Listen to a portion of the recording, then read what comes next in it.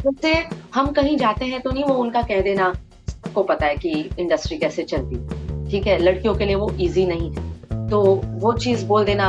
जो कास्टिंग वाले, casting couch जो तुमने सुना होगा, चौथे दिन मैं बेहोश हो गई थी, क्योंकि पैसे मेरे पास थे ही नहीं खाने पीने के।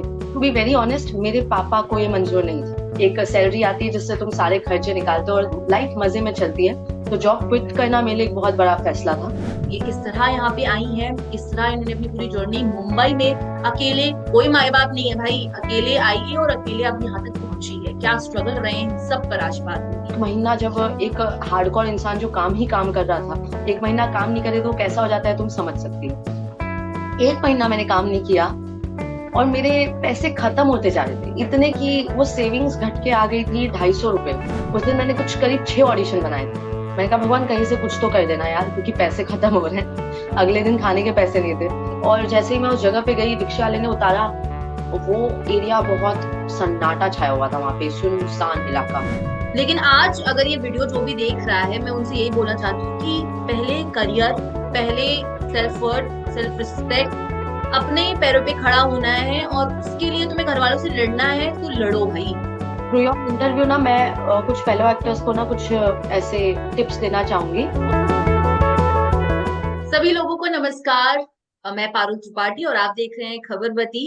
नए शो के साथ हम हाजिर हैं और शो का नाम है तू कर लेगी यार। टाइटल से कई लोग ये समझ चुके होंगे कि तू कर लेगी यार का क्या मतलब है।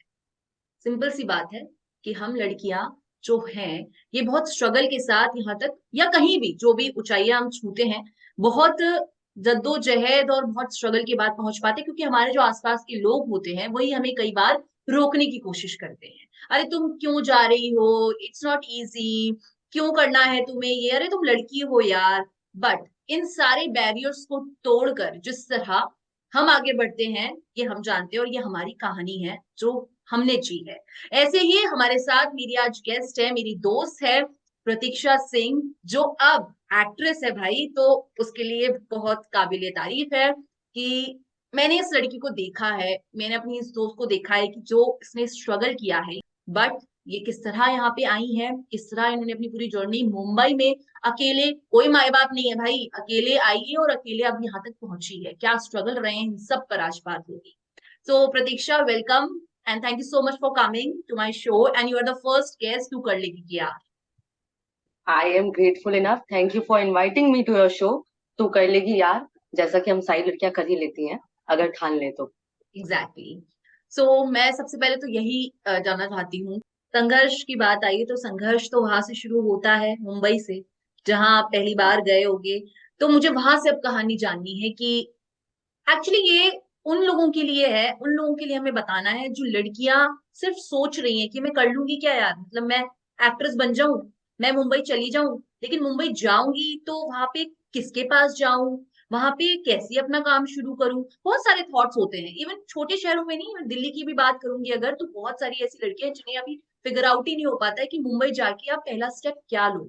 तो अपनी पूरी कहानी या शॉर्ट में आपकी पहला वो सबसे पहला मोमेंट जब ये लगा कि इस फील्ड में जाना है। अ, इस फील्ड में तो मुझे बहुत पहले से आना था पारुल, जब मैं तुम्हें दिल्ली में मिली थी ना तब से, उससे भी पहले से। क्योंकि टू बी वेरी ऑनेस्ट, मेरे पापा को ये मंजूर नहीं था। मेरी फैमिली में बाकी सबको मंजूर था सिवाय मेरे पापा। कोविड में मैं बहुत डिप्रेशन में चली गई थी कि क्या मैं इस जन्म में, इस लाइफ में एक्टिंग कर भी पाऊंगी या नहीं। सो मुझे पता था पापा ऐसे नहीं जाने देंगे, so I figured it out on my own कि कैसे जाना है। तो हम्म। मैंने जॉब ढूंढी, जैसे कि मैं तुम्हें बताया होगा कि मैं पीआर करती थी, तो मैंने पीआर का जॉब ढूंढा जस्ट टू तो सेव मनी तो एंड गो टू पहले आपने मुंबई। जर्नलिज्म और मास कम्युनिकेशन की पढ़ाई करी है मुंबई में, आप वहां पे आपने अपना कॉलेज डिसाइड किया और वहां पे आप अपनी करेक्ट। 2 साल की आपने एक मास्टर डिग्री की पढ़ाई की है, राइट। एंड हाँ, आफ्टर दैट करेक्ट। आपने मास कम्युनिकेशन, जो लोग जानते हैं उन्हें मैं बता दूं कि एक पीआर यानी कि पब्लिक रिलेशन की कंपनीज होती हैं, तो उन कंपनी में प्रतीक्षा ने ज्वाइनिंग करी कि ताकि जॉब सिक्योर हो जाए। कंटिन्यू। हाँ, ताकि पैसे मैं जमा कर लूं मुंबई आने के लिए, क्योंकि मुझे पता था एक्टिंग के लिए तो मेरे घर से मुझे पैसे नहीं मिलने वाले थे। क्योंकि उन्हें ये वर्थ इन्वेस्टिंग नहीं लग रहा था मेरे पापा को। तो ओके। मैंने ये सोचा खुद ही पैसे जमा करते हैं। तो मैंने पूरे कोविड में काम किया वर्क फ्रॉम होम। और 2022 सितंबर मैं आई थी मुंबई। और फिर मैंने दिसंबर और 2023 जनवरी 9 तक मैंने अपनी जॉब कंटिन्यू की थी। तब आई डिसाइडेड कि I need to take a bold step, क्योंकि मुंबई में रह के 3 महीने जॉब करने के साथ साथ मैं ऑडिशन देने की कोशिश तो करी थी, लेकिन हो नहीं पा रहा था। जैसे ही जा रही हूँ बॉस का कॉल, मीटिंग वगैरह वगैरह, लग रहा था कि मैं क्या कर रही हूँ, कहाँ फंस गई हूँ, क्यों हूँ लैपटॉप पे, मुझे समझ नहीं आ रहा था। That was the day 9th Jan when I decided कि आई नीड टू क्विट, क्योंकि मेरी सोल डेड हो रही थी। मुझे ऐसा लग रहा था कि इतने पास आके भी अपने ड्रीम को छू नहीं पा रही हूँ। एक आखिरी कोशिश करके देखते हैं, हुआ हुआ नहीं हुआ ठीक है। और सच में पारुल, क्योंकि जॉब करते हो तो एक सिक्योर लाइफ हो जाती है, एक सैलरी आती है जिससे तुम सारे खर्चे निकालते हो और लाइफ मजे में चलती है। तो जॉब क्विट करना मेरे लिए एक बहुत बड़ा फैसला था, क्योंकि पैसे जल्दी खत्म होने वाले तो मुझे पता था। मैंने वो जॉब छोड़ी कम से कम फेब्रुवरी 24th Feb तक। मेरे पास कोई काम नहीं था, मैं ऐसे ही बस यहाँ वहाँ ऑडिशन दे रही थी। और कोई एक टाइम था मिड फेब तक, क्योंकि 1 महीना जब एक हार्डकोर इंसान जो काम ही काम कर रहा था, 1 महीना काम नहीं करे तो वो कैसा हो जाता है तुम समझ सकती हो। 1 महीना मैंने काम नहीं किया और मेरे पैसे खत्म होते जा रहे थे, इतने कि वो सेविंग्स घट के आ गई थी 250 रुपए, और मेरे पास सच में पैसे नहीं थे। I one day I I know कि जितना मुझे पता है कि मैं सुबह उठी थी करीब 10 बजे। मैं इतने ट्रॉमा में थी कि नहीं आज तो कुछ करना ही है। उठ के मुंह तक नहीं धोया, पानी तक नहीं पिया, मेकअप लगा रही थी कि घर से ऑडिशन बना के देना। उस दिन मैंने कुछ करीब 6 ऑडिशन बनाए थे। मैंने कहा भगवान कहीं से कुछ तो कर देना यार, क्योंकि पैसे खत्म हो रहे हैं। अगले दिन खाने के पैसे नहीं थे। अब मैंने जब दे दिया तो उन्होंने कहा था रात तक बता देंगे, लेकिन कोई जवाब आया नहीं था। तो मैं सोचा छोड़ यार, अब कुछ और पे लगते हैं। तो मुंबई में ना ऐसे गारमेंट शूट होते रहते हैं कि एक कुर्ती पहना, 4 पोज दिए और आपको 100 रुपए मिलते हैं। तो मैं वहां चली गई थी, कुछ 4-5 कपड़े भी कर दूंगी तो कल के खाने के पैसे हो जाएंगे। मैं वहां गई एंड अगेन मेकअप करके आई स्टार्टेड क्राइंग कि कब मतलब ये बहुत हो गया, अब झेल नहीं पा रही हूँ। 1.5 ही महीना हुआ था और मैं अपने ऊपर बहुत हार्ड थी पारू। लोगों ने बहुत बोला कि थोड़ा सब्र रखो, 2-3 साल रुकना पड़ता है मुंबई में तब जाके कुछ मिलता है, बट मैं अपने ऊपर कुछ ज्यादा ही हार्ड हो गई थी कि नहीं चाहिए चाहिए चाहिए, क्योंकि घर पे पता नहीं था कि मैंने जॉब छोड़ दी है। Okay. They used to think कि मैं जॉब करती हूँ, तो कुछ करना था ताकि मैं उन्हें बता पाऊँ कि फाइनली मैंने जॉब छोड़ दी है। कभी कभी तब खुद के मन के काम के लिए झूठ भी बोलना पड़ता है। हाँ, हाँ, क्योंकि And सच कह देती तो होने वाला तो था। नहीं नहीं करने मिलेगा। हाँ, तो जब मैं रो रही थी वहां बैठ के तभी मुझे कॉल आया, मैंने उठाया। मैंने कहा प्रतीक्षा, इज दिस प्रतीक्षा? मैंने कहा हाँ, आपने जो ऑडिशन दिया था कल, आप लॉक हो गए हो। और मैं ऐसे ऐसे ही थी। Hmm. And he was like, are you there? मैंने कहा हाँ आई एम देयर। और उसने कहा कि आप जल्दी से आ जाओ 2 घंटे में नायगांव लुक टेस्ट के लिए। और वहां जाने तक के भी मेरे पास पैसे नहीं थे। तो मैंने वो कॉल कट किया कि हाँ हाँ सर मैं आ रही हूँ। और मैंने उनसे फटाफट पूछा आपके पास कितने कपड़े? उन्होंने कहा 6। मैं कहा ठीक है सर, जल्दी जल्दी। आधे घंटे में 6 कपड़े करके वो पैसे लेके मैं नायगांव गई थी। और वहां जाके लुक टेस्ट दिया और अगले दिन मैं सेट पे थी। वो अचीवमेंट मेरे लिए कुछ और ही था। हालांकि वहां पे भी स्ट्रगल कम नहीं था। चौथे दिन मैं बेहोश हो गई थी, क्योंकि पैसे मेरे पास थे ही नहीं खाने पीने के। 4 दिन से वो ढंग से पहला खाया पिया नहीं था। तो वो जो पहला ब्रेक था, वो जो कॉल आया था उस टाइम पे, वो आप सबको बता दीजिए कि आपको कौन सा शो था, और वो बहुत ही बेहतरीन था। टेलीविजन का शो था ना? हाँ, वो था दंगल टीवी पे आता था, बिंदिया सरकार, जिसमें मेरा नेगेटिव रोल था। क्या? लगेगा नहीं किसी को नेगेटिव हूं मैं, लेकिन उसमें नेगेटिव हम्म। नेगेटिव रोल किया था। और मैंने एज अ चैलेंज ही एक्सेप्ट किया था। मैं टू बी वेरी ऑनेस्ट, मैं पॉजिटिव रोल ही करना चाहती थी, लेकिन हाथ में कुछ आ ही नहीं रहा था। मैंने कहा अब चूज करने का ऑप्शन नहीं है प्रतीक्षा, अब पेट पहले देखना है मिल रहा है और तो कुछ वो काम पहले, भी करना है। हाँ, ग्रैब करो। तो मैंने वो किया और बहुत ही अच्छा एक्सपीरियंस था। वो सेट पे सब बहुत प्यारे थे, मेरे कोस्टार बहुत प्यारे थे। जैसे ही उन्हें पता चला कि मेरा पैसे का इतना बड़ा प्रॉब्लम है, उसमें जो मेरे भाई का रोल कर रहे थे और रोज मुझे गोरेगांव से नायगांव पिक एंड ड्रॉप करते थे ताकि मेरे ट्रैवलिंग में पैसे ना जाए। और जो मेरी मॉम का रोल करी थी और बाकी के लोग मेरे लिए घर से खाना लाते थे ताकि मैं खा सकूं, क्योंकि चौथे दिन जैसा मैंने कहा मैं बेहोश हो हाँ, गई थी। इंजेक्शन मारा गया था, तब क्योंकि जाके मैं अपना मतलब शॉट। बेहोश तुम 4 दिन तक लगातार, मतलब तुमने काम स्टार्ट किया, लेकिन उसके बाद ऐसा क्या हो गया कि बेहोश हो गया? मतलब सही से खाना पीना नहीं हो पा रहा था, या फिर शूटिंग ऐसे शूटिंग आवर्स बहुत ज्यादा थे? पैसे नहीं थे और शूटिंग आवर्स तो बहुत ज्यादा थे। मतलब घर आती थी तब तक इतना ड्रेन हो जाती थी कि सीधा बेड पे गिर जाती थी। हम्म। फिर उतनी एनर्जी नहीं थी आत्मा में कि मैं किचन में जाऊं, कुछ काटूं और बनाऊं, बनाओ। क्योंकि सुबह 6 बजे फिर उठना है, फिर जाना है 1.5 घंटे की जर्नी करके वहां। सेट बहुत दूर था। तो 4 दिन से खाने का टाइम मिला ही नहीं, और टाइम क्या, पैसे ही नहीं थे कि मैं कुछ खरीद के खा सकूं। तो वो चौथे दिन नतीजा ये निकला कि मैं बेहोश हो गई। लेकिन सब साथ थे वहां के लोग तो साथ अच्छे थे लोग हैं, जैसे। मतलब ये जो हम हाँ सुनते हैं ना कि मुंबई की जो बॉलीवुड इंडस्ट्री है वहां पे किसी को कोई मतलब नहीं है, और मतलब कोई किसी से किसी को फर्क नहीं पड़ता है, को स्टार्स में ज्यादा, क्योंकि आजकल ये हो गया है ज्यादा कि को स्टार्स में, काफी इंटरव्यूज मैंने देखे हैं, लोग जो स्टार्स अभी हैं वो बोलते हैं कि को स्टार्स में ज्यादा मतलब बातचीत इतनी लेवल की नहीं होती, फ्रेंडशिप एंड ऑल। लेकिन आप कह रही हैं तो अच्छे लोग हैं। डिपेंड करता है। मैं बहुत लकी रही, मैं जिन जिन सेट्स पे गई हूँ मुझे काफी बहुत अच्छे लोग मिले हैं जो काफी अंडरस्टैंडिंग होते हैं। हम्म। अभी तक मैंने वो उतने हार्श लोगों से मुलाकात नहीं हुई, लेकिन टू बी वेरी ऑनेस्ट, जब मेरा पहला ब्रेक जो मेरे को सीरियल मिला था उसके पहले जो था, जो तुमने कहा था कि कहाँ से स्टार्ट किया जाए, मैं तो हाँ। इस भूल भुलैया के खो गई थी। मुझे कुछ समझ नहीं आया था, क्योंकि जैसा तुमने कहा कोई माई बाप नहीं है मेरा यहाँ पे। भाई किसको जाऊं, कहाँ जाऊं, किससे बात करूं, क्या करूं, उस चक्कर में मैं इतने गलत लोगों से मिली। हालांकि मैं इतनी स्ट्रांग थी कि मैंने कोई गलत रास्ते पे नहीं गई, ना मैंने कोई गलत स्टेप उठाया, क्योंकि बहुत लड़कियों ने एक गलत पाथ चूज कर लिया था जिसकी वजह से रिजल्ट बहुत गलत निकला उनकी लाइफ में। आपके मैंने जानने में वैसा है कुछ। वो लोग? क्या? आपके जानने में है वो लोग जो जिन लड़कियों ने मतलब गलत स्टेप लिया? हाँ, जैसे हम कहीं जाते हैं तो नहीं वो उनका कह देना, सबको पता है कि इंडस्ट्री कैसे चलती है, ठीक है, लड़कियों के लिए वो इजी नहीं है, तो वो चीज बोल देना। जो कास्टिंग वाले, कास्टिंग काउच जो तुमने सुना होगा, कास्टिंग काउच में वो लोग बोल देते हैं सब करते हैं, सबने किया है, बड़ी बड़ी एक्ट्रेस ने किया है, तो तुम्हें भी करना होगा, नहीं करना है तो घर जाओ। हाँ, ठीक, तो सीधे ऐसे मुंह पे ऐसे करके बोल देते हैं, मतलब जब ऑडिशन देने जाओगे उसी दिन। हाँ, जो अच्छे लोग हैं ना जिनके नाम मैं बता सकती हूँ, हम्म। उनके अलावा जो नीचे के हैं ना वो ऐसे ही बात करते हैं। उनके लिए हम इंसान है ही नहीं, हम पता नहीं कहाँ से आए हैं, हमारी कोई वैल्यू नहीं है, या पता नहीं क्या समझते हैं। हम्म। हमें इतना डिग्रेड कर देंगे कि जब तक हम वो पाथ पे ना जाए तुम्हें कुछ नहीं मिलने वाला। But I was very strong from यर कि इतनी एजुकेटेड मैं किस लिए हूँ, कुछ नहीं काम किया, मैं तो वैसे भी ट्राई करने आई थी कि हुआ हुआ नहीं हुआ ठीक है, इतना रहेगा कि कोशिश की मैंने। हम्म। ओके, तो अगर नहीं होता तो मैं वापस back to my job. But इतना था कि करना तो है, करना तो है, क्योंकि मैं बहुत तड़पी हूँ इसके लिए। लेकिन उन लड़कियों ने गलत पाथ चूज कर लिया था, जैसे जैसे कहते हैं शॉर्टकट्स। शॉर्टकट से कुछ होता नहीं है, जितना मैंने जाना है कि आप अपने आप को जितना झोंक दोगे, जितना हार्डवर्क हार्ड कर वर्क। दोगे, जितना घिस एग्जैक्टली। दोगे, तुम्हें तुम्हें कोई नहीं रोक सकता। तुम्हें सच में कोई नहीं रोक सकता।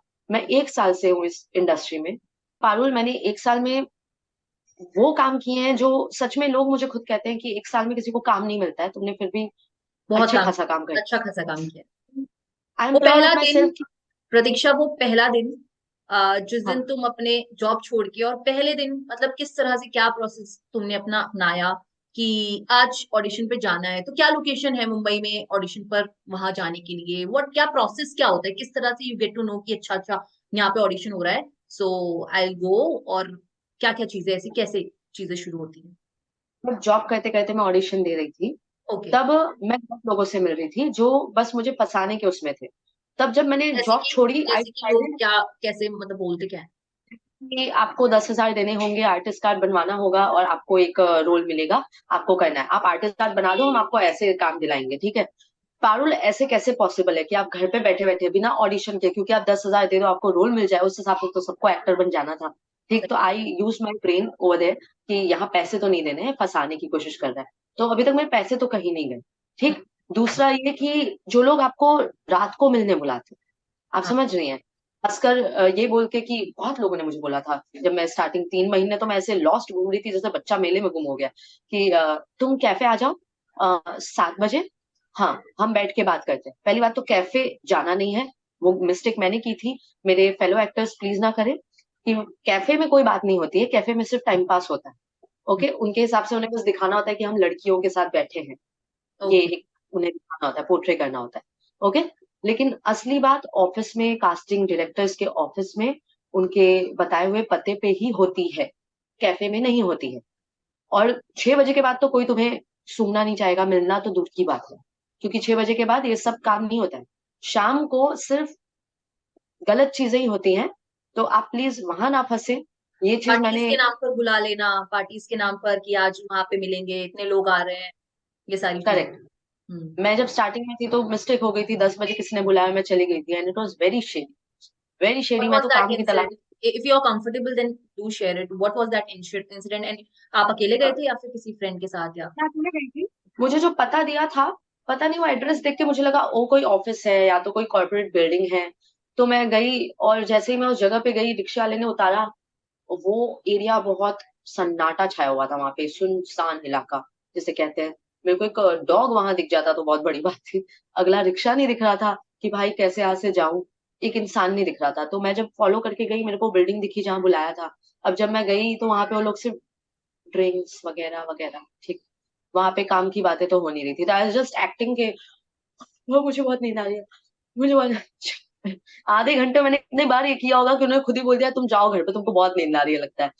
मैं इतना वो हो गई थी, और जैसे ही मैं वहां से निकली लगा कि वाह, अब मैं फ्री हूँ, जल्दी भागो, घर जाना है। बस नहीं। मतलब कुछ भी हो सकता था एग्जैक्टली। अगर आप अपने सेंसेस में नहीं रहते। अगर कोई लड़की जाके वहां ड्रिंक पी लेती, कुछ भी हो सकता था Parul. You can not even you imagine कि क्या हो कांट, या सकता। यू कैन नॉट इमेजिन कि वहां पे कुछ भी हो सकता तो मैंने वो ड्रिंक्स जैसे ऑफर करे थे, मैंने कुछ नहीं लिया। मेरा एक रूल है जब मैं बाहर जाती हूँ किसी भी कास्टिंग वाले से मिलने, ये नहीं है कि अगला वाला भरोसे के लायक नहीं है, लेकिन हमें भी तो सेफ रहना है। है। कि एग्जैक्टली। जैसे वो बोलते हैं कि लो कुछ खा लो पी लो, मैं कहती हूँ सर खा के आई हूँ और पानी मेरा मेरे साथ है। ये मेरा बेसिक होता है। ठीक है। और जो तुम कह रहे हो कि कहाँ ऑडिशन होता है, तो अभी तो बिकॉज ऑफ कोविड ना एक चीज बहुत अच्छी हो गई है कि वो फोन से ही ऑडिशन मंगवा लेते हैं। ओके। और जो बड़े बड़े कास्टिंग वाले हैं जैसे मुकेश छाबड़ा, अविनाश शर्मा, कास्टिंग बे, और क्या, पराग मेहता, अनामिका कास्टिंग, ये जो भी मैं नाम ले रही हूँ, ये घर से ही मंगवा लेते हैं। और जब आप वहां शॉर्टलिस्ट हो जाते हो तो आपको ऑफिस बुलाया जाता है आगे की बात करने के लिए, सेकंड राउंड ऑफ ऑडिशन या वगैरह वगैरह।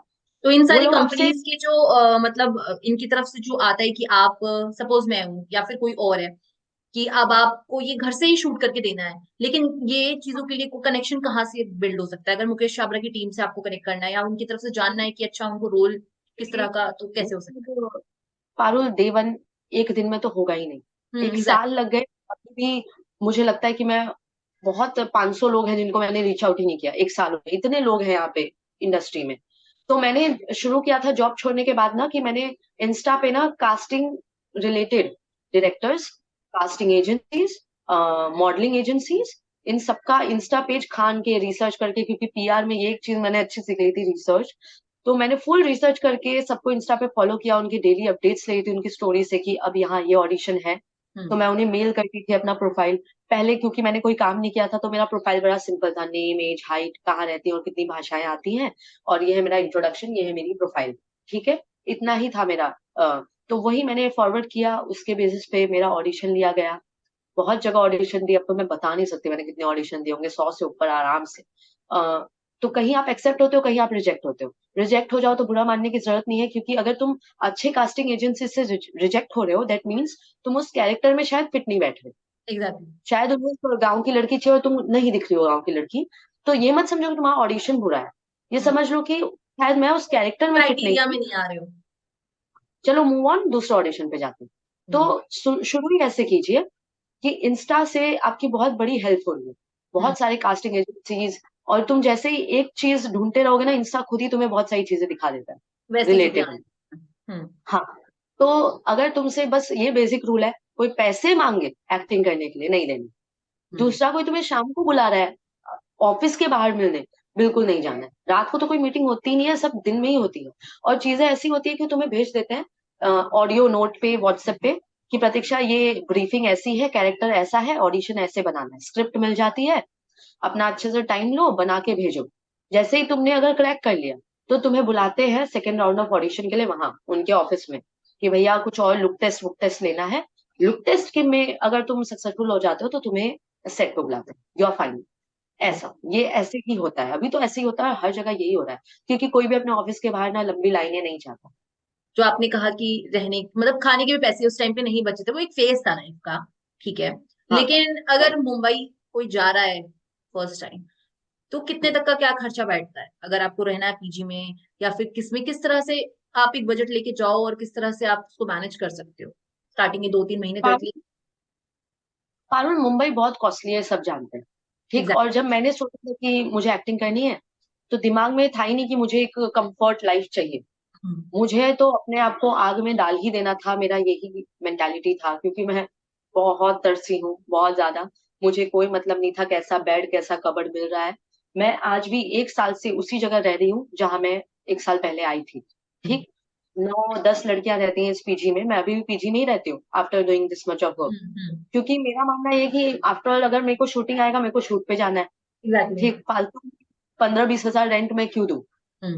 जब मुझे आके सिर्फ सोना है और खाना है, I can manage, I know I can manage, तो मैं तब तक मैनेज करूंगी। और मैं अपना कॉस्ट कट करती हूँ, इसी में मैं अपना कॉस्ट कट करती हूँ। और मैं जब किसी को बोलती हूँ कि मेरा इतने में हो जाता है मुंबई में, तो बहुत शौक हो जाते हैं। तो 7 हजार मेरा रेंट है। और मैं बहुत कोशिश करती हूँ कि मैं बहुत ही बाहर का खाना अवॉइड, हरी सब्जियां, वो जूस बना लेना घर पे। तो हरी सब्जियां तो सबको पता है कितनी सस्ती मिलती। तो 3 हजार में, मतलब बेसिकली मेरा 11 हजार से ऊपर का खर्चा नहीं होता है महीने में। मैं कोशिश करती हूँ कि ज्यादा हो भी ना, क्योंकि थोड़ा अपने कॉस्ट पास भी कट तो करने की चाहिए। इंपॉर्टेंट है, सही बात है। और मुंबई में ट्रैवल भी बहुत एक्सपेंसिव है, आना हाँ, जाना भी, क्योंकि हर जगह तो आप लोकल से जा नहीं सकते, और लोकल से जाना भी अपने आप में एक स्ट्रगल है कि वहां पे मतलब आपको बहुत यूज टू होना पड़ेगा, तभी आप बहुत ही मेंटली स्टेबल होना पड़ेगा, तभी आप लोकल से चल सकते हैं। दिल्ली की मेट्रो की तरह नहीं है कि आप सिस्टमैटिक वे में सब कुछ बहुत चल ही रहा है। आपने देखा। फैमिली वालों का रिएक्शन क्या है पहला जब विंध्या सरकार ठुश करके आया, तो पता चला कि अरे चलो एक ब्रेक हो गया है, तब पूरी बात बताई घर वालों को कि अभी भी नहीं पता है कि आपने जॉब छोड़ दी थी? क्या रिएक्शन क्या था पापा का? जब विंध्या सरकार की थी, क्या कहते हैं, तो जब पहला एपिसोड, सीरियल में क्या होता है, शूटिंग हुई, एक दिन के बाद एपिसोड आउट।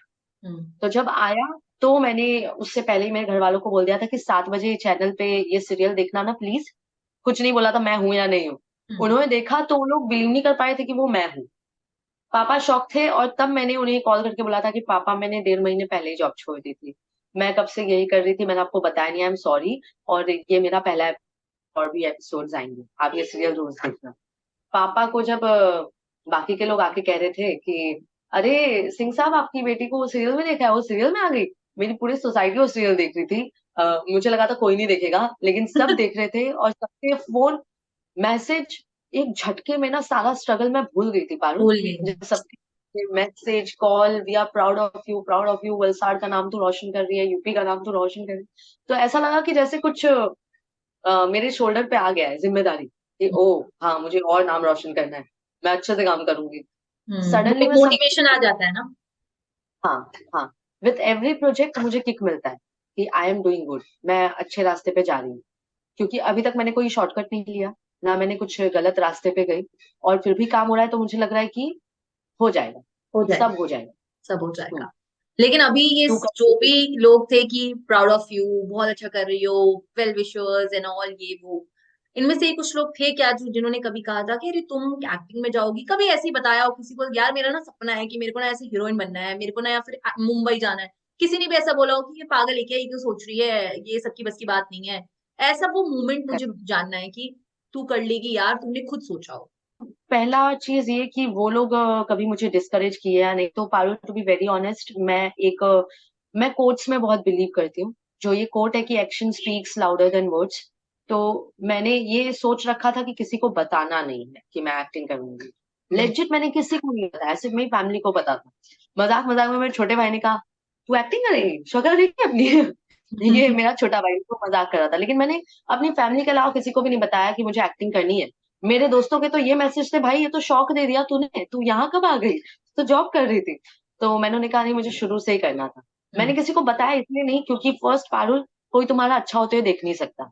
सेकंड, अगर तुम कुछ out of the box dream करते हो ना, तो तुम्हें नीचे खींचने के लिए पूरे लगे रहते हैं, भाई तुझसे नहीं हो पाएगा, रहने दे, तू वहां के लिए नहीं बनी है। वहां पे देखे कितने लोग आते हैं, ये तो पहला वो लोग बोलते हैं, वहां पे देखा एग्जैक्टली। कितने लोग आते हैं, तुम्हारा कुछ नहीं हो पाएगा। मैं रेडी थी वो करने के लिए, लेकिन मुझे वो लोग इतना डीमोटिवेट कर देंगे, मुझे पता है। जो लोग मेरे को उस दिन तारीफों के पुल बांध रहे थे, अगर मैं उन्हें पहले से बता पहले देती तो बताती। मुझे मोटिवेट करते। तो डेफिनेटली। मैंने नहीं, मैंने अपना मोटिवेशन खुद में ही खुद बना के रखा हुआ था, डीमोटिवेशन की कोई स्कोप ही नहीं दी मैंने। सही किया। Very good, I am proud of you. Thank you. तो अभी जो सेकंड, तुम रिसेंट, हम्म, वो कभी मोमेंट। मन किया, हम्म। वो 1000 बार आया था, इतना आया था मैं क्या पूछूं। क्योंकि विद एवरी कोऑर्डिनेटर, देखो हाँ, ये एक चीज मुझे बताई थी फेलो एक्टर्स को जो नए आ सकते हैं मुंबई में, कि एक होते हैं कोऑर्डिनेटर, एक होते हैं कास्टिंग। ठीक है, कोऑर्डिनेटर से तुम दूर ही रहो, वो तुमसे सिर्फ कमीशन खाना चाहते हैं और फालतू कामों में तुम्हें फंसाना चाहते हैं। वो ऐसा करेंगे कि अगर तुम्हें 20 हजार मिल भी रहा होगा ना, तो तुम तक 20 पहुंचने नहीं देंगे, तुम्हें 2 देंगे, 18 अपने पास रखेंगे। कोऑर्डिनेटर से जितना हो सके बच्चों, कास्टिंग पे ही जाओ। सीधे डायरेक्टर से बात होगी तो और भी अच्छी बात है, लेकिन कास्टिंग वालों पे ही तुम ट्रस्ट करो, वो भी अच्छे खासे नामी नामचीन जो है वही। तो वो बस आपने रियल छोड़ा सबको क्यों, वो बता। क्विट क्यों कर दिया 3 महीने बाद? वो एक्सपीरियंस के लिए आ, किया था बस? नहीं, वो किया था कि पहली बात तो पैसे नहीं थे, पहला दूसरा ब्रेक मौका था। चाहिए हम्म। था। हाँ, तो मैंने वो कर लिया, लेकिन जर्नी में ही हम रियलाइज करते हैं ना कि हमें क्या करना है क्या नहीं करना। हम्म। वो एक रात सुनी, और जब खत्म हुआ तो आई रियलाइज कि मुझे ये तो नहीं करना है।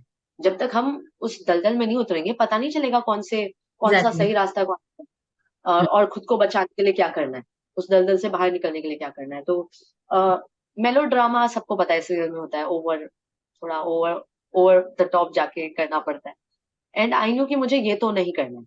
मुझे सीरियस किरदार, रोल जो बहुत रियल हो, रियलिस्टिक, तो मैंने कैरेक्टर लगे कि कुछ किया है। सीरियल क्विट कर दिया था। मैंने सोचा यही राइट टाइम है, अगर ज्यादा इसमें कंटिन्यू किया तो फिर शायद कुछ ना हो पाए।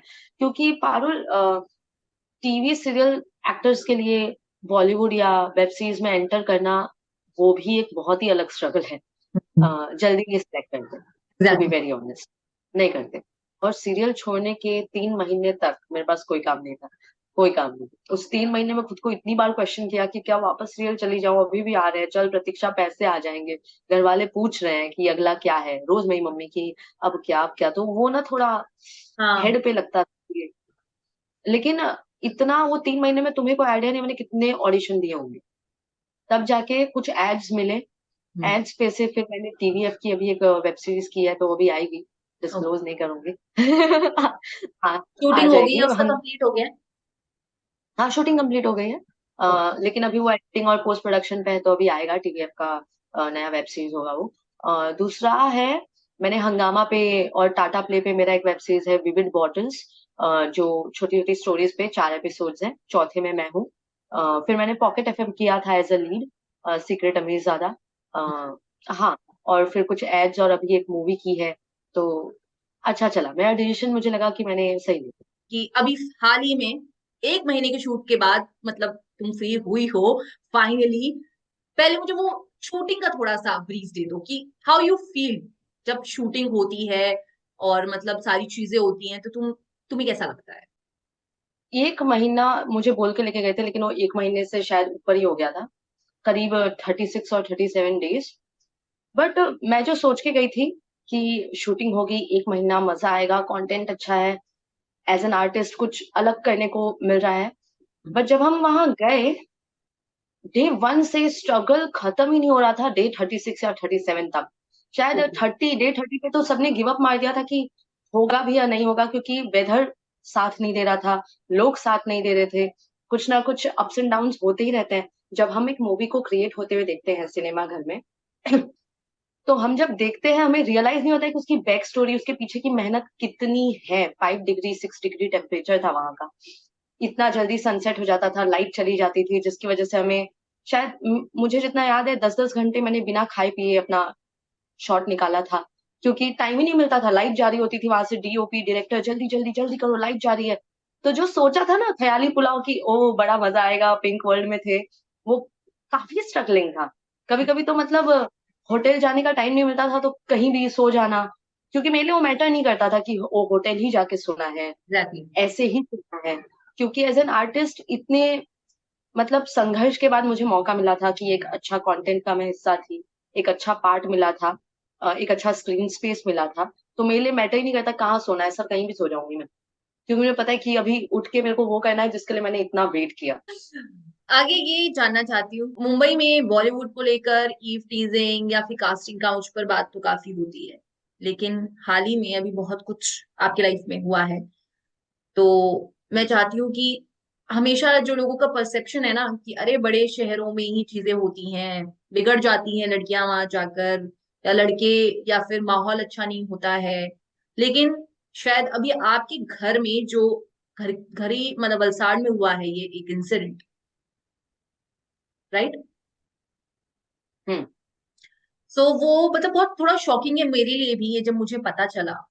और वो जो हैरेसमेंट का, हाँ। ओके सो बेसिकली वो लड़का मेरे टाउन का है, मुंबई का नहीं है। ओके।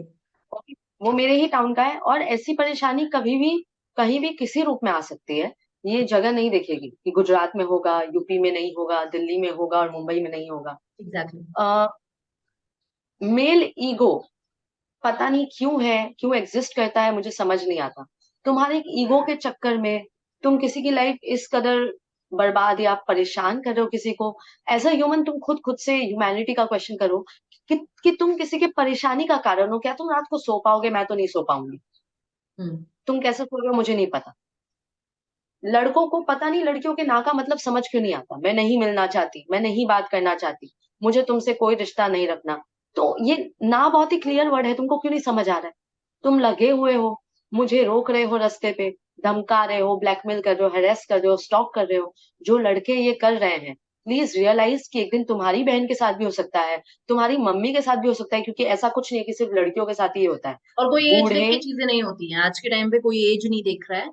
एज देख ही नहीं रहा है, कुछ भी कर रहे हैं। मैं एज अ ह्यूमन कभी इतना गट नहीं रखूंगी कि मैं जाके एक लड़के के बट पे पैट करूं। तुम एग्जैक्टली। में कैसे बता रहा है? तुम कहाँ से सोच के आ रहे हो कि तुम मेरे बट पे पैट कर दोगे और कंफर्टेबली चले जाओगे और कोई तुम्हें कुछ बोलेगा नहीं? हम्म। जो भी लड़कियां हैं बाहर, उनको तो मैं ये कहना चाहूंगी, प्लीज डरो मत। वहां मारे वहीं तुम उनका हाथ मरोड़ के उन्हें दो चार गालियां दे दो, और बिल्कुल भी मत शर्माओ। अगर तुम्हें वो गट्स नहीं है तो चार लोगों को इकट्ठा करके उसे मार खिलवाओ, लेकिन खिलवाओ जरूर, ताकि वो तुम्हारे साथ तो कर दिया लेकिन दूसरी बार उसका हाथ ना उठे ये हरकत करने के। हम्म। मैं वो जो मेरी लाइफ में लड़का है जो मुझे परेशान कर रहा है, पिछले 4 साल से कर रहा है, तो पुलिस कंप्लेंट कर चुकी हूँ मैं उसके ऊपर। पहले पुलिस लेकिन कंप्लेंट के फिर बाद कुछ असर, मतलब कुछ वो नहीं लिया गया एक्शन? नहीं, एक्शन लिया गया था, लेकिन लड़के के ऊपर कोई असर नहीं हो रहा। ओके। ओके, आप सिर्फ मेरे ही पेरेंट्स या मुझे नहीं, आप अपने पेरेंट्स को भी तकलीफ दे रहे हो। आप ये सोच, जितना टाइम एनर्जी आप मुझे परेशान करने में लगा रहे हैं, उतना टाइम एनर्जी आप अपनी लाइफ बनाने में लगा सकते हो, और कहाँ से कहाँ पहुंच सकते हो। फिर दिखाओ मुझे खुन्नस, तब दिखाओ भाई, देख मैं यहाँ हूँ, तू कहाँ है। तब समझ आएगा तुमने लाइफ में कुछ उखाड़ा है।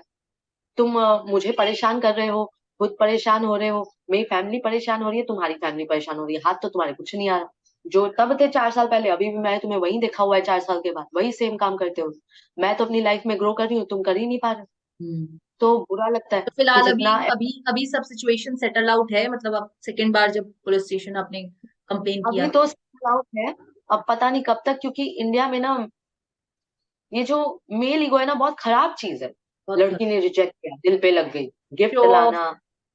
इस मेरी भी लाइफ में ऐसे लोग थे जिनको लगता था कि सिर्फ शो ऑफ करने से मतलब लड़की हाँ, एकदम पूरा इन्फ्लुएंस हो जाएगी। आज तब तो वो वर्ड नहीं पता था हमें कि इन्फ्लुएंस कुछ होता है, बट अब आज के समय की इन्फ्लुएंस हो जाएगी, मैनिपुलेट हो जाएगी, ओहो हो इनके पास कार है, ये तो बहुत अमीर हम्म, है।